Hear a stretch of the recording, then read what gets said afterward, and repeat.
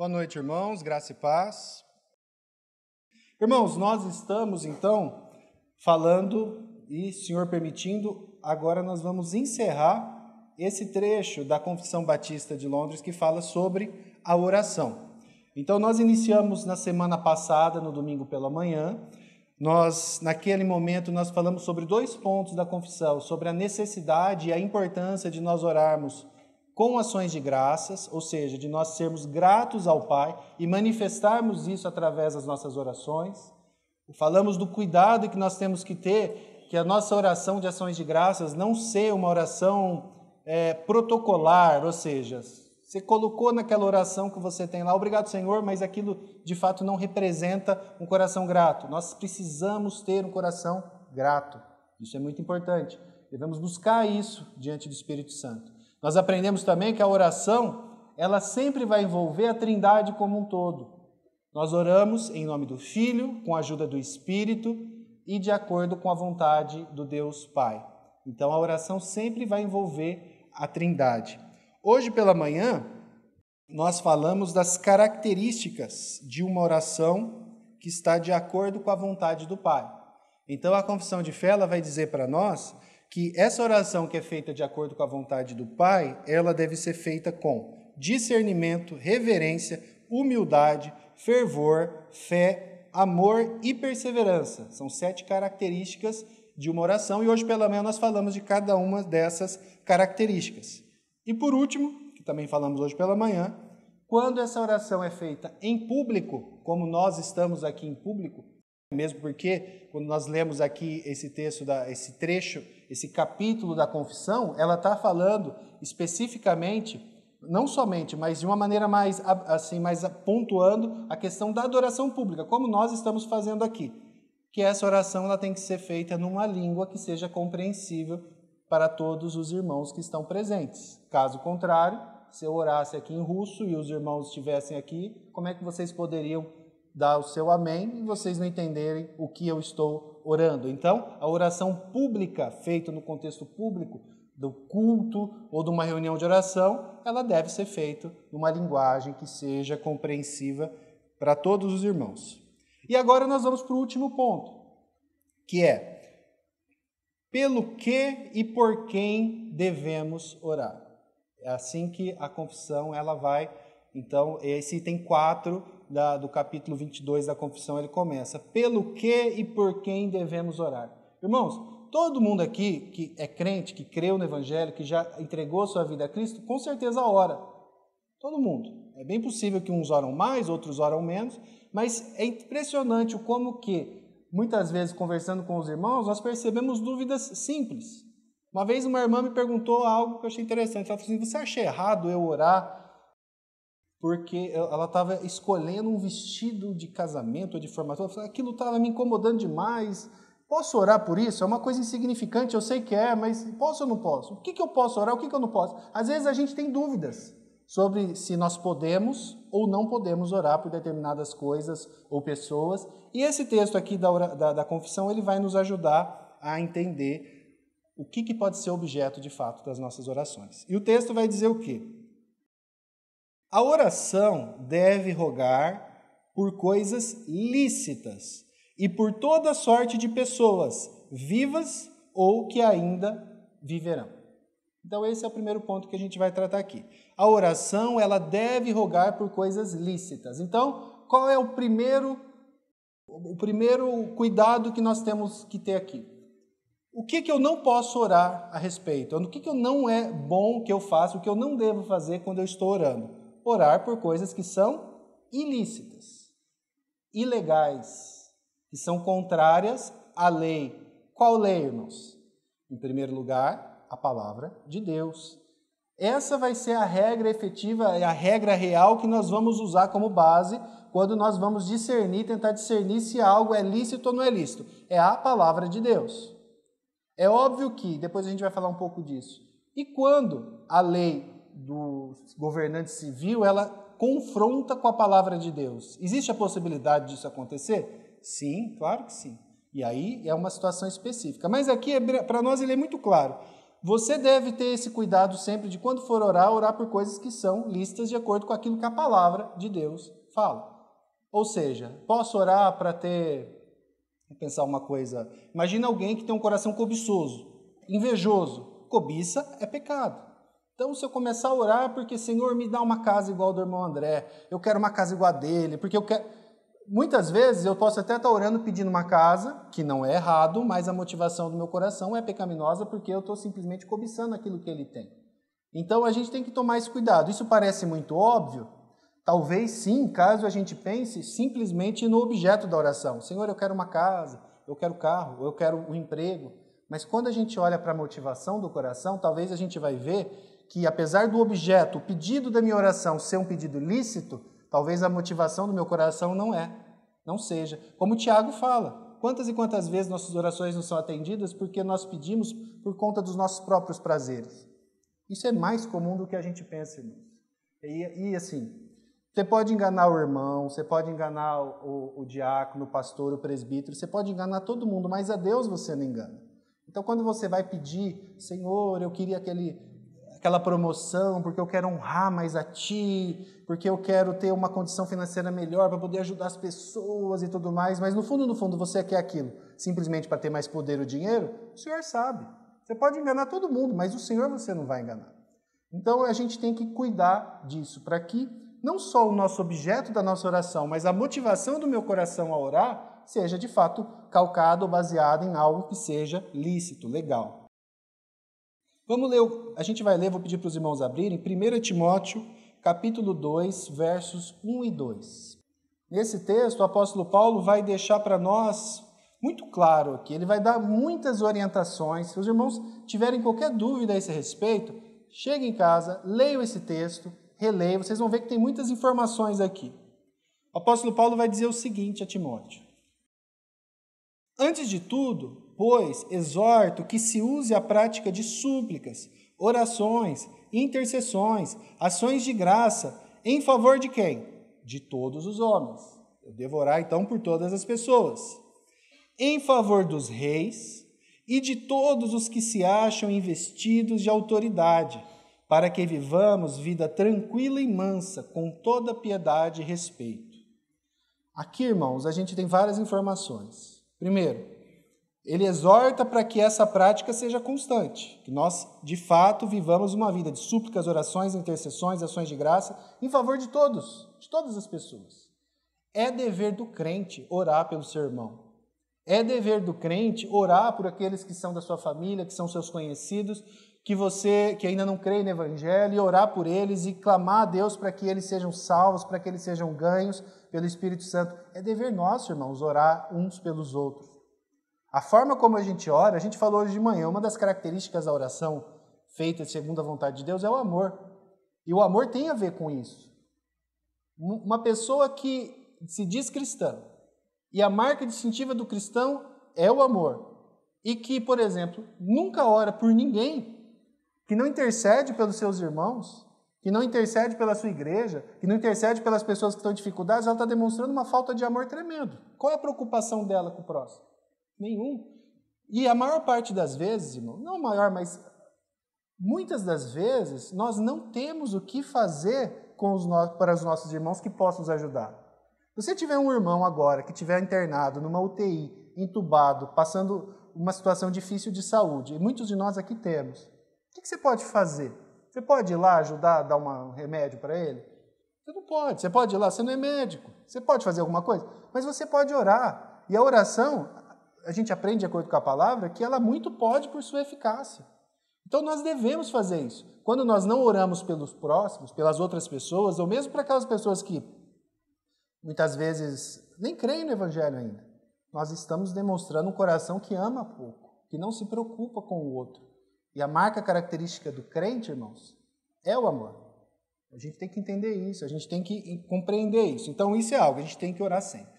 Uma outra coisa que esse texto vai dizer aqui, e enfatizar, e ele enfatiza isso, todos os homens nós devemos orar. E aí ele vai continuar, em favor dos reis e de todos os que acham investidos de autoridade. Irmãos, nós sabemos o quanto é difícil para nós muitas vezes fazer isso. Mas isso é um mandamento. Há aqui na palavra um mandamento para que nós oremos pelas nossas autoridades constituídas. Quem constitui autoridade? Vocês acham que é a democracia? Não, foi o 50% mais um da última eleição. Indiretamente, foi através de uma eleição, foi através de um golpe de Estado, foi através de qualquer outra coisa que aquela pessoa chegou ao poder. Ótimo. Mas, irmãos, toda autoridade que foi constituída sobre a terra, desde a mais alta até a mais baixa, foi constituída, em última instância, por Deus. Pôncio Pilatos, que levou o nosso Senhor à cruz, o que Jesus Cristo disse para ele? Nenhuma autoridade lhe foi dada que não tenha sido dada pelo meu Pai. E Pôncio Pilatos nem rebate isso, porque é uma realidade, irmãos. Toda autoridade foi constituída por Deus, por mais tirana, cruel, equivocada e errada que há. Nós somos um povo, uma geração tão melindrosa, né? Melindrosa é uma palavra bonita para mimimi, tão cheia de cuidados que nós achamos que as autoridades que estão sobre nós hoje, não só em níveis federais, Brasil, mas no mundo todo, ONU, OMS, são as piores que já houveram na história da humanidade. Irmãos, Paulo escreveu isso para Timóteo na época do Império Romano. Quando ele diz que os irmãos deveriam orar por reis, ele estava exortando Timóteo e todos os irmãos a orar por aqueles homens que foram talvez os homens mais cruéis que já pisaram na face da terra, cuja principal, hoje, agora não está tendo futebol, né, mas sábado, domingo, 4 horas da tarde, um monte de gente vai assistir futebol, né? O irmão Noede gosta, assiste lá, todo mundo vai assistir futebol. Na época dos romanos, irmãos, está lá para quem quiser ver o Coliseu até hoje. A graça deles era ver cristãos sendo mortos por leões. Eles botavam 80 mil pessoas no Coliseu de Roma e ali eles enxergavam, então eles viam como a grande alegria deles era isso, jogar um monte de cristão lá e ver aqueles homens sendo comidos por leões, sendo mortos por gladiadores. Essas eram as autoridades daquele contexto. O apóstolo Paulo diz, Timóteo, orem pelos reis e por toda pessoa investida de autoridade. É difícil falar isso. E hoje a gente fala assim, mas por esse eu oro, por esse eu não oro. Se você escolhe por qual autoridade vai orar, não, eu gosto da autoridade federal, mas não gosto da estadual, a municipal acho que eu vou orar, é porque no final das contas você não está fazendo isso em obediência à palavra de Deus, você está fazendo de acordo com a tua vontade. Então você escolhe quem você quer interceder e quem não quer, e não é assim, nós devemos interceder. Irmãos, aqui há até uma consequência para isso, para que vivamos vida tranquila e mansa com toda piedade e respeito. Tem momentos que a gente não consegue, tem momentos que a própria autoridade vai atentar contra isso, mas isso não tira de nós o nosso dever de continuar intercedendo. E se for da vontade do Senhor, qual é a dificuldade para ele de trocar uma autoridade? Nenhuma. Se ele quiser trocar, ele troca. Sabe por que ele não troca? Porque ele não quis. Muitas vezes ele permite até para tratar o próprio povo dele. Muitas vezes as autoridades são usadas para a disciplina do povo. Então nós temos que entender isso. Se o Senhor quisesse trocar prefeito, presidente, governador, juiz, ministro do STF, o que ele quisesse, ele simplesmente ia lá e tirava. Isso aqui não quer dizer de forma alguma que nós devemos compactuar, concordar com coisas erradas que esses homens fazem. De forma alguma. Nós devemos nos posicionar, ser contra, nós podemos fazer isso, mas isso não tira de nós o dever de orarmos por eles e interceder por eles, né? Então, a questão da oração com base naquilo que seja lícito. A palavra de Deus vai ser, então, a verdade absoluta, a verdade do Senhor vai ser o padrão último pelo qual eu vou saber aquilo pelo qual eu posso e devo orar. E aquilo que é contrário à palavra de Deus, eu não vou orar, obviamente. O lícito, então, de acordo com a lei do homem, deve ser obedecido pelo cristão? Sim. Porque as autoridades foram constituídas por Deus. Então, nós temos que obedecer uma lei, ainda que não esteja aqui nas Escrituras. Mas ela foi colocada pela autoridade civil, então nós temos que obedecer. Existem diversas leis. Leis de trânsito, por exemplo. Tem leis de trânsito na Bíblia? Por exemplo, algumas leis do homem tem na Bíblia. Aqui na Bíblia diz, não matarás.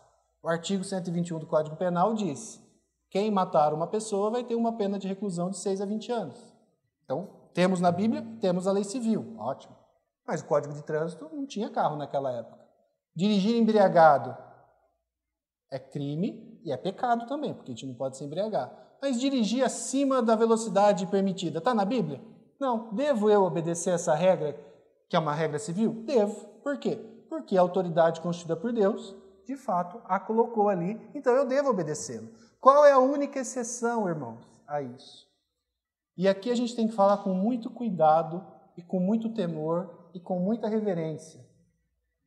A Bíblia interpreta a Bíblia.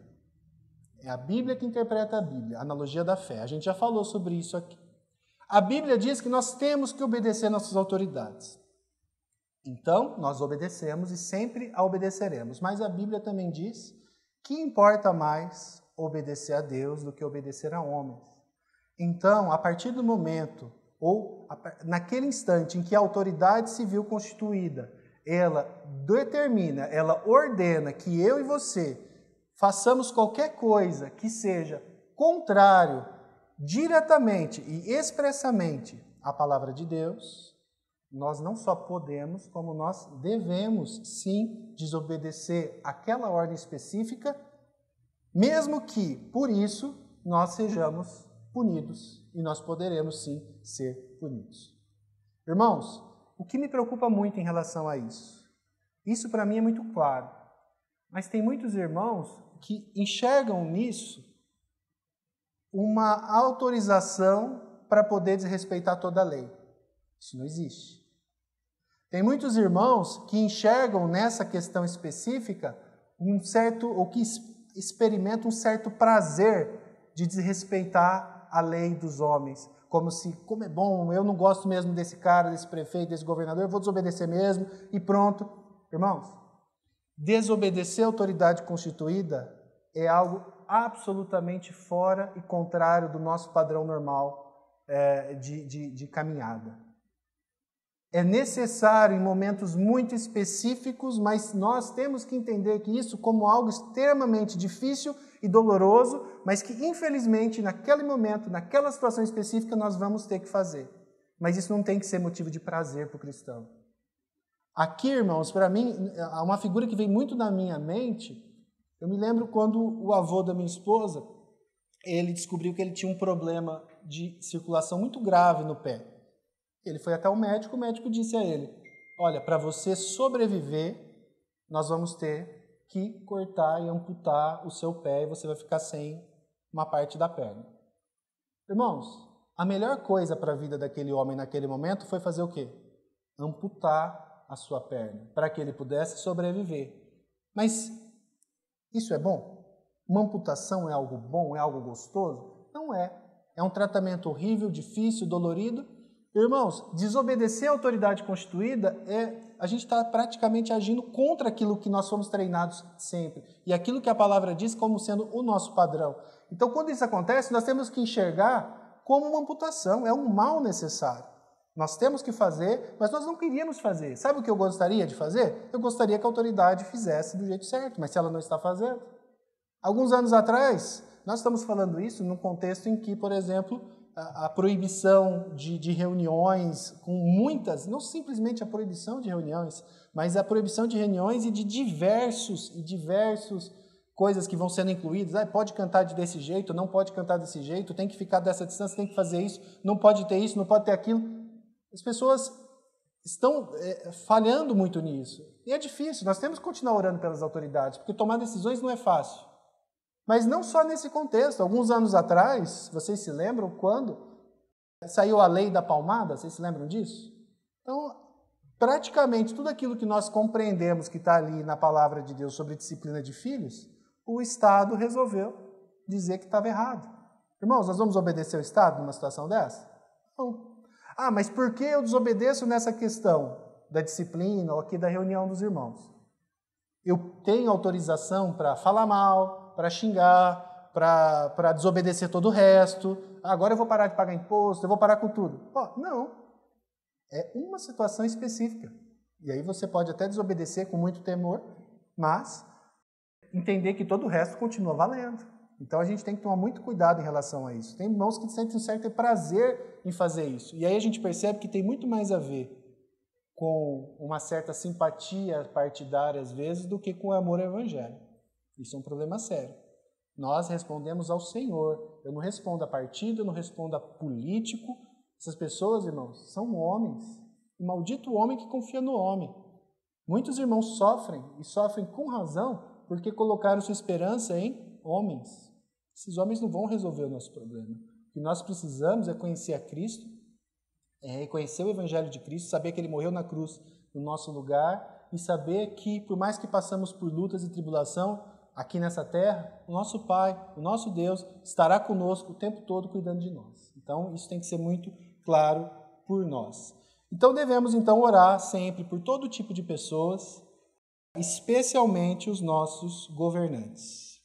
E aí nós vamos para o segundo ponto da confissão. Ele vai dizer assim: mas não pelos mortos, não pelos mortos.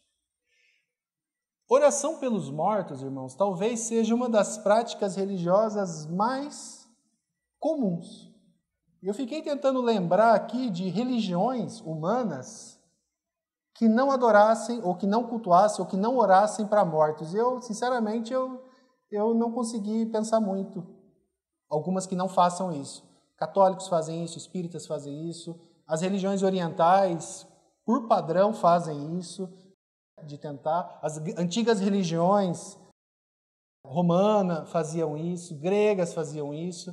Então, é uma prática religiosa extremamente comum e totalmente justificável, irmãos.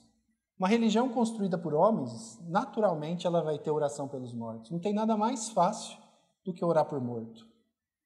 As pessoas, é difícil orar pelo meu irmão, que me dá trabalho às vezes, que pede dinheiro emprestado e depois não me devolve. É difícil orar por essa pessoa, mas depois que morre é fácil orar por aquela pessoa. Morreu, está resolvido, virou uma pessoa boa agora, né? Vamos orar por ele.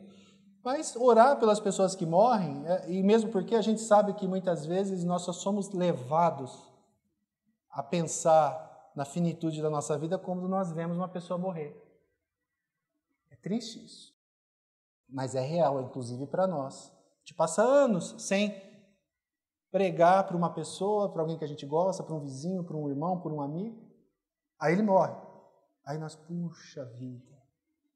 Agora, qual que é a primeira coisa que você pensa? Vou orar por ele. Mas ele já morreu. E se eu fosse fazer a minha religião, eu colocaria lá, quando isso acontece, vamos tentar orar pelos mortos, para ver se resolve alguma coisa. A maior parte das pessoas fazem isso. Tem religião que batiza pelos mortos. Um vivo vai lá e se batiza em favor do morto, no lugar dele. Por quê? São religiões feitas pelos homens. Irmãos, pensa, olha o que eu acabei de falar, olha que paz mentirosa, mas paz que traz para nós que ficamos aqui e que temos no nosso coração, talvez, a culpa de não ter pregado o Evangelho. Resolveu o problema. Fiz uma oração, rezei uma missa, me batizei pelo morto, resolvi meu problema. Mas, irmãos, a Bíblia não autoriza isso.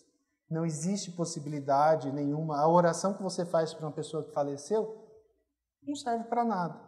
Vamos ali para um texto de 2 Samuel, capítulo 12. Os irmãos podem abrir, quem quiser. 2 Samuel 12, verso 21.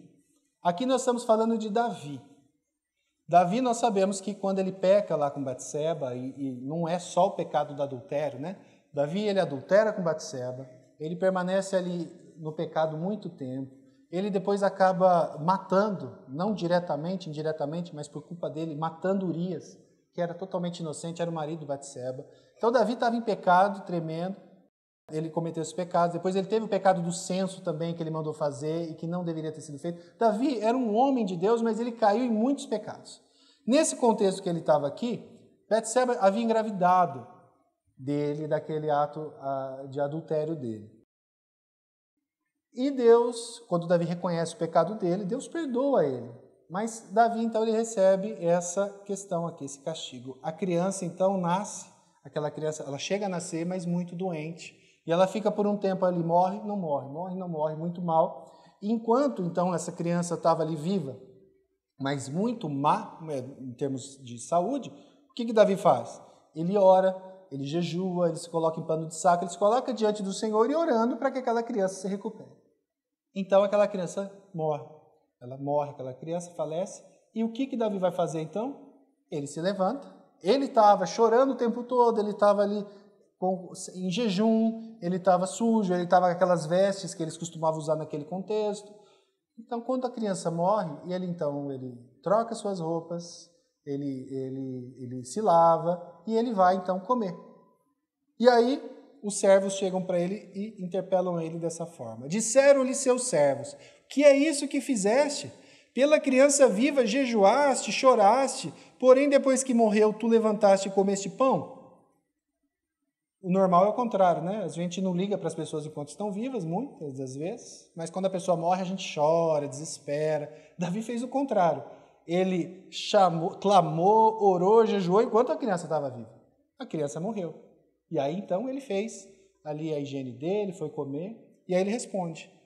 Ora, vivendo ainda a criança, jejuei e chorei sim, porque dizia, quem sabe se o Senhor se compadecerá de mim e continuará viva a criança?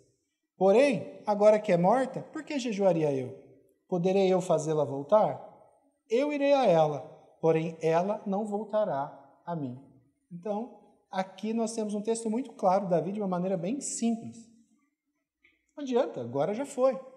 Um dia eu irei encontrá-la. Eu vou morrer um dia, como ele morreu. E eu vou encontrar o meu filho. Mas agora não adianta mais. Então é isso que nós temos que ter muito claro para nós. Agora nós vamos para um texto, para o final aqui do texto, e esse final ele tem alguns temas que são bem delicados e difíceis. Mas, com a graça do Senhor, eu peço que nós possamos compreender. Vocês vão ver que eu pus muitas citações aqui de outros irmãos, então, aquilo que a gente tem em lutas, a gente pede ajuda para os universitários aqui. Vocês veem que eu vou colocar alguns aqui para que a gente possa compreender. O tema talvez seja um dos que muitos de nós, ou que eu pelo menos já tive muitas dúvidas e já sofri, já lutei com ele algumas vezes. Mas aqui a gente vai tentar ver que não é um bicho de 7 cabeças. A palavra nos explica o que isso quer dizer. A gente estava falando então que nós devemos orar por todas as pessoas. Nossa oração tem que ser lícita e tal, por todo tipo de pessoa. Mas aí nós não devemos orar pelos mortos e nem por pessoas que se sabe terem cometido o pecado para a morte. Então, tem um tipo de pessoa que não deve ser objeto da nossa oração. As pessoas que cometeram o pecado para a morte. O que é o pecado para a morte? Quem são essas pessoas? Isso que a gente vai tentar discernir aqui. Onde que está esse texto que os irmãos da confissão colocaram aqui? 1 João capítulo 5, verso 16. João vai dizer o seguinte: se alguém vir a seu irmão cometer pecado, não para a morte, pedirá, e Deus lhe dará vida, aos que não pecam para a morte. Há pecado para a morte, e por esse não digo que rogue. João vai dizer essas palavras aqui. E, de fato, irmãos, é um texto que a gente lê e fala, mas que pecado é para a morte? Não é todo pecado que gera morte? Então, a gente vai tentar entender o que está dizendo aqui. Aqui, a gente continuando, né? A gente havia lido na semana passada o verso 14 de 1 João 5. Está um pouquinho antes aí, se você tiver com a Bíblia aberta, você vai poder ver. Que diz o quê? Que se pedirmos alguma coisa segundo a sua vontade, ele nos ouve. Ou seja, a oração do justo é sim eficaz, desde que feita de acordo com a vontade de Deus. Então, primeiro a gente vai entender aqui uma coisa, depois a gente vai para a parte que todo mundo quer saber, o que é o pecado para a morte. Mas antes, aqui a gente tem que pontuar uma outra situação, que a gente tem uma responsabilidade de orar por todos os irmãos. Então eu quero falar isso um pouquinho antes. Sempre quando nós virmos, eu falei já isso, mas é importante repetir, irmãos, um irmão que esteja em pecado, que esteja em crise, que esteja se afastando, nós temos por responsabilidade, por dever, interceder por esses irmãos. Sempre, irmãos. Isso é uma responsabilidade da igreja. Você está vendo o irmão indo para um caminho errado, para um caminho de erro, para um caminho de engano, ou você já viu que ele já está lá, você tem por dever interceder e orar por esse irmão, em primeiro lugar, e em segundo lugar, sim, ter com ele, conversar com ele, tratar com ele, se for o caso. Mas, em primeiro, tudo começa com a oração. Muito cuidado, irmãos. É da nossa natureza, quando vê um irmão pecando, a gente estava falando sobre isso há pouco aqui com os irmãos. É da nossa natureza, ao invés de você imediatamente sentir misericórdia, falar, meu irmão, carne da minha carne, membro do mesmo corpo que eu faço, a igreja, está doente, ele está fraco, ele está sofrendo. Nós não temos isso. Muitas vezes, no nosso íntimo, quando nós vemos um irmão caindo, especialmente em algum pecado que eu não caí, lá dentro, no fundo, nós sentimos um certo regozijo. Porque não fui eu. Nossa, achavam que ele era melhor que eu. Ó, viu? É pior que eu. Caiu. Nossa, onde já se viu? E imediatamente, a gente leu hoje de manhã Provérbios. O olhar altivo se coloca. Eu olho de cima para baixo aquele irmão e falo diante de Deus, obrigado, Senhor, porque não sou como este. Mas essa oração era a oração do fariseu, irmãos. Nosso chamado, quando nós vemos o irmão nosso caído, é orar por ele, interceder por ele, ajudar ele em tudo que eu puder.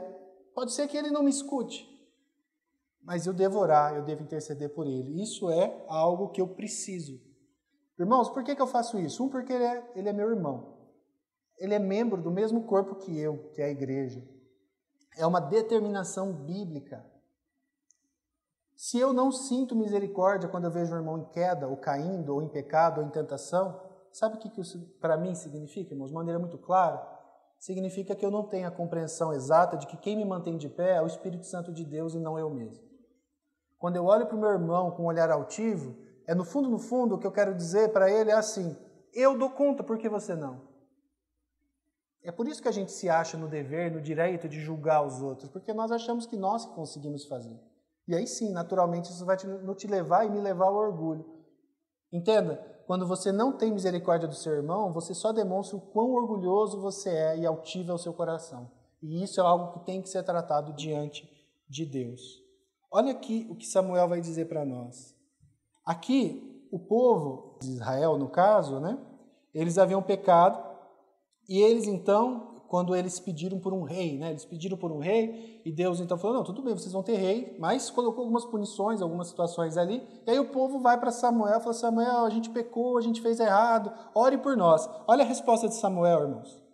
Quanto a mim, longe de mim que eu peque contra o Senhor, deixando de orar por vós. Antes vos ensinarei o caminho bom e direito.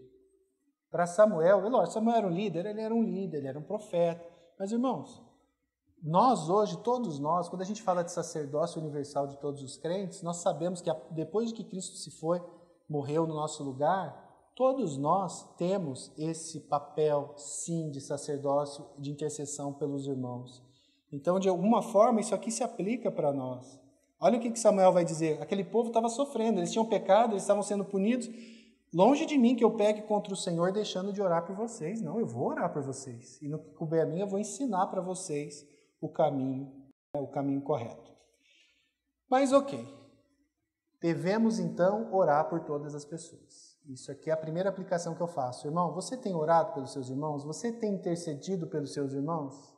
Se não, por quê?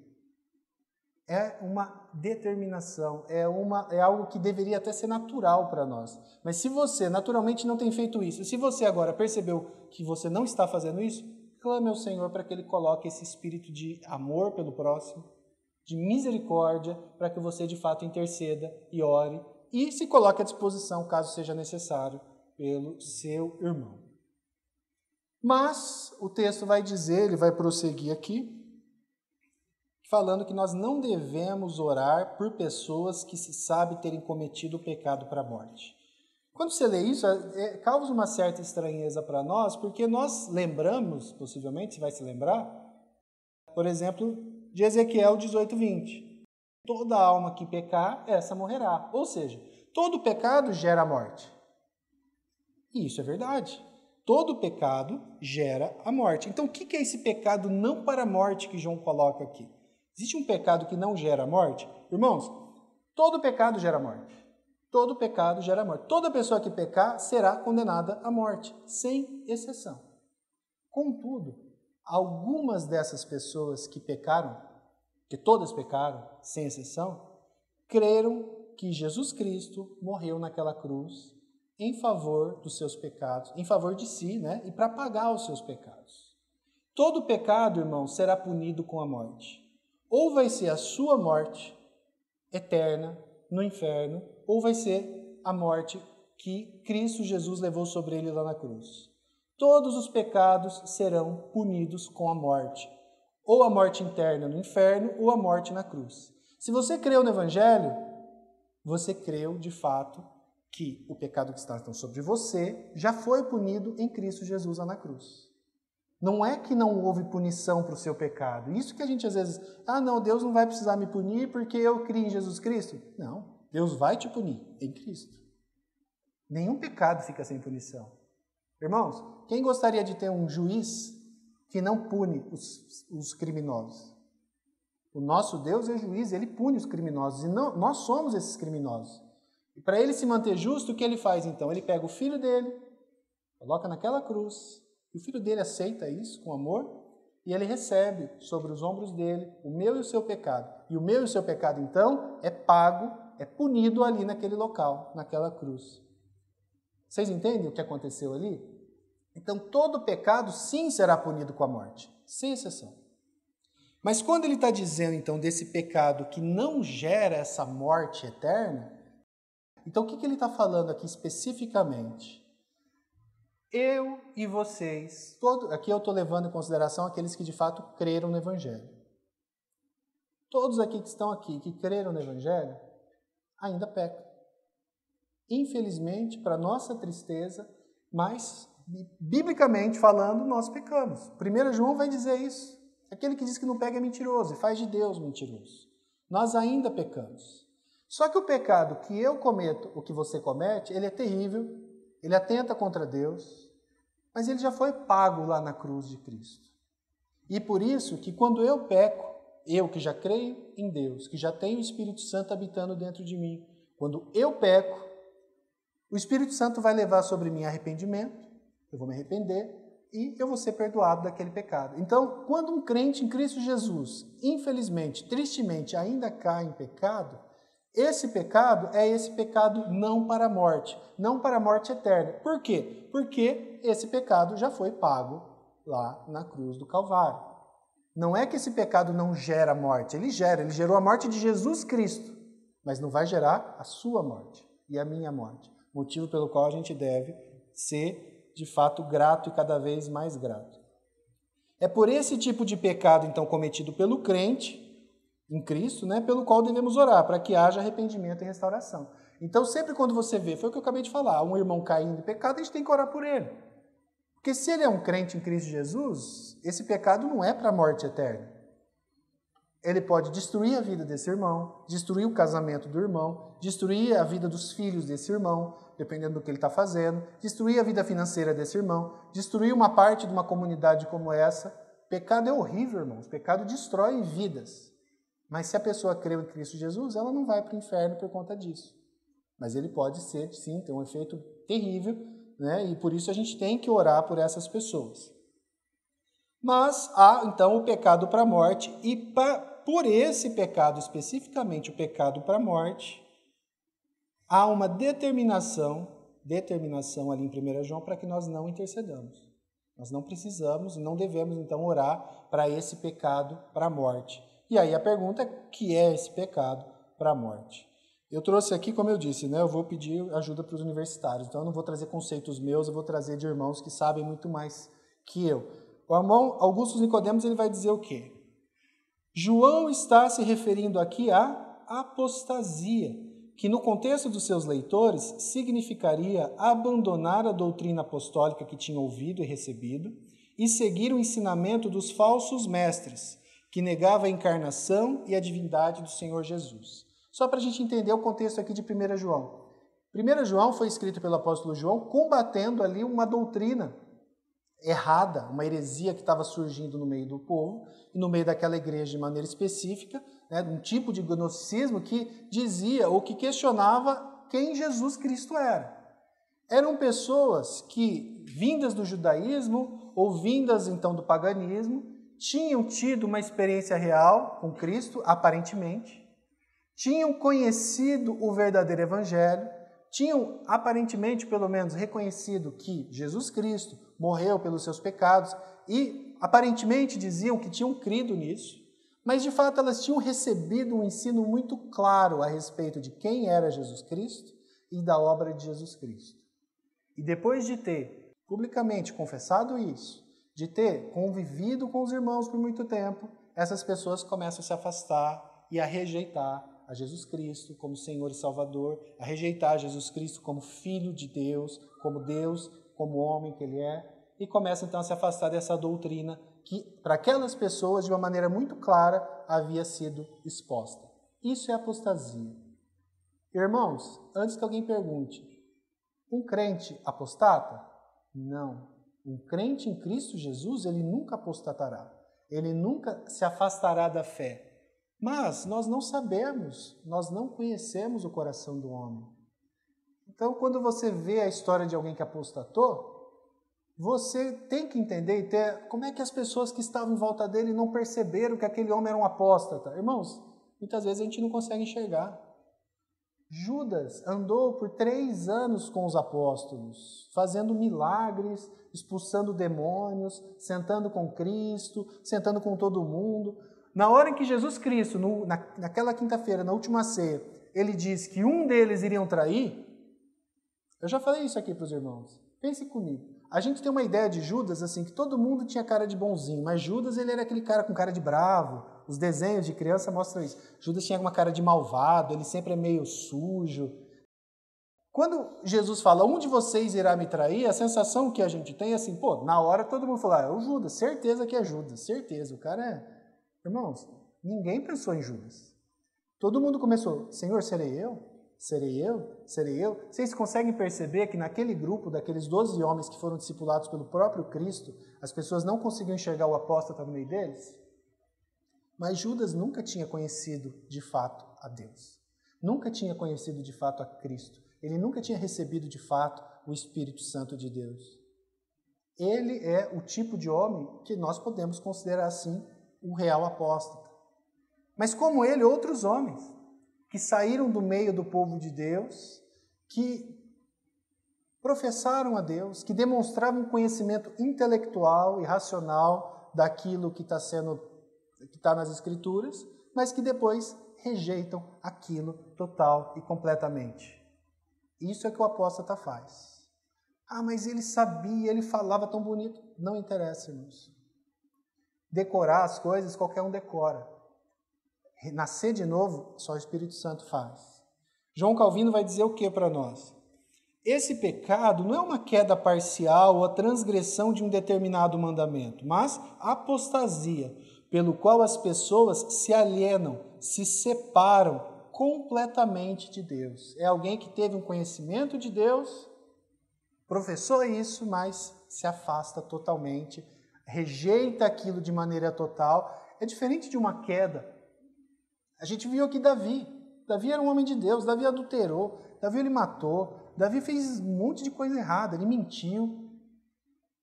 Mas ele era um homem de Deus. Isso não era apostasia, isso era um estado de queda. É similar aqui, a gente tem essa relação com aquele pecado da blasfêmia contra o Espírito Santo. Essa apostasia e essa blasfêmia do Espírito Santo, de alguma forma, andam juntas. Em ambos os casos, então, há uma rejeição consciente e voluntária, consciente, clara, pessoa. Não, eu entendi o que você disse. Eu entendi, de fato, aqui, esse evangelho, Jesus, Deus, morreu, Isso eu rejeito.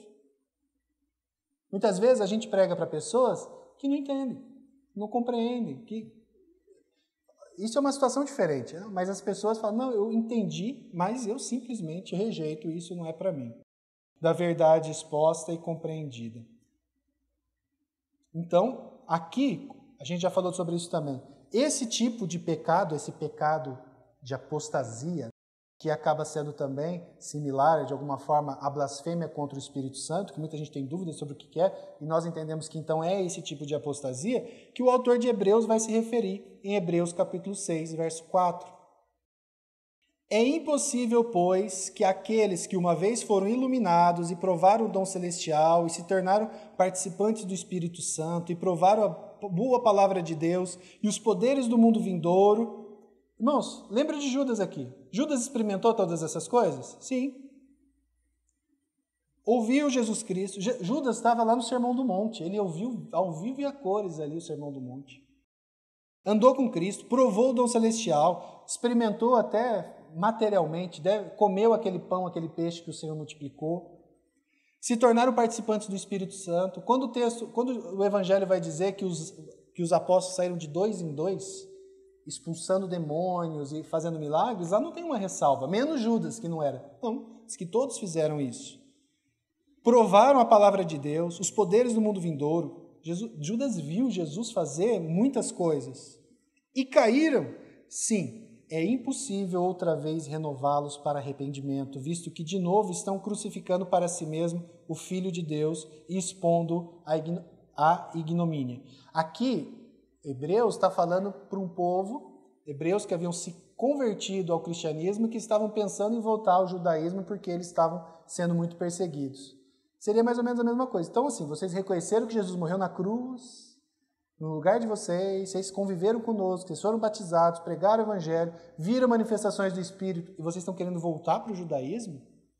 Ou vocês estão querendo rejeitar tudo isso, ir para um ateísmo ou qualquer outra coisa? Depois que vocês fizerem isso, vocês vão pedir o quê? Não tem mais Evangelho para ser pregado para vocês. O Evangelho já foi pregado, vocês já disseram aceitar e agora vocês estão rejeitando.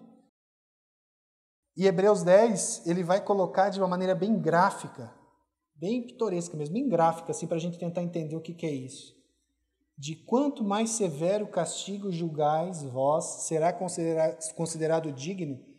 Olha que palavra terrível que é essa, irmãos. Aquela pessoa que, conhecendo a Deus, conhecendo o Evangelho, ainda opta por deliberadamente, conscientemente, pecar contra o nosso Senhor. Calcou aos pés o Filho de Deus e profanou o sangue da aliança, com o qual foi santificado e ultrajou o Espírito da graça.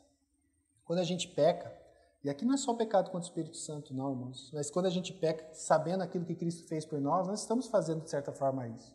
Não de maneira definitiva, como a apóstata faz, mas simplesmente a gente diz, Jesus morreu na cruz? Beleza. Então eu posso pecar à vontade. É isso que o libertino diz, irmãos, mas quando a gente cai nessa prática, de certa forma, nós estamos fazendo isso.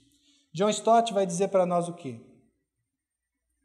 Esse pecado para a morte, a apostasia, leva quem o comete inexoravelmente, ou de uma forma que não tem como voltar atrás, a um estado de incorrigível embotamento moral. A palavra embotar você pega uma faca, por exemplo, que perde a afiação, ela não está mais afiada, ela está embotada. Aqui, ele tem o sentido de uma falta de sensibilidade. Sabe quando você peca, e de repente você já nem percebe que você está pecando mais? A sua consciência, nesse caso, está embotada, é como se ela tivesse perdido o fio. Você nem liga mais para aquele pecado específico. Uma pessoa que comete esse pecado, ele chega nesse estado de embotamento moral e espiritual. Nada mais faz diferença para ele, porque ele peca voluntariamente contra a própria consciência.